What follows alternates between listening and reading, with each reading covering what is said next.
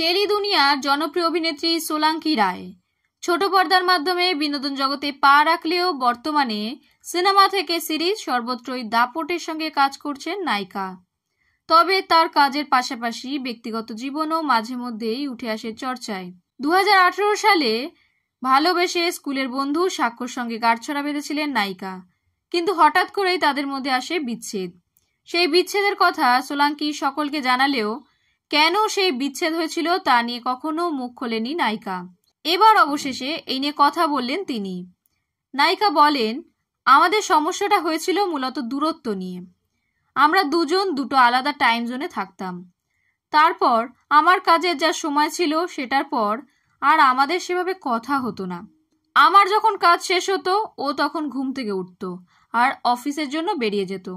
হ্যাঁ, আমাদের বিয়ে হয়েছিল ঠিকই, কিন্তু আমরা বৈবাহিক জীবনযাপন করতাম না। তারপর একটা সময় আমরা একসঙ্গে বসে সিদ্ধান্ত নিলাম যে এই বিষয়টা খুব খারাপ দিকে যাচ্ছে। এমন পরিস্থিতি তৈরি হয়েছিল যে এবার কেউ না কেউ বিদ্রোহ ঘোষণা করবেই। তাছাড়াও আস্তে আস্তে বুঝতে পেরেছিলাম যে ওর পক্ষে সব ছেড়ে এখানে এসে থাকা সম্ভব নয়, আর আমার পক্ষেও সম্ভব হয়নি। আমি চেষ্টা অবশ্যই করেছিলাম প্রথম 6 মাস, কিন্তু তাতে কোনো লাভ হয়নি। তাই আমরা এই সিদ্ধান্ত নিতে বাধ্য হয়েছিলাম।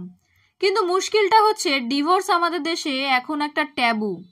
আর অনেকেই মনে করেন ডিভোর্স মানেই হয় মেয়েটি ঠকাচ্ছে বা ছেলেটি।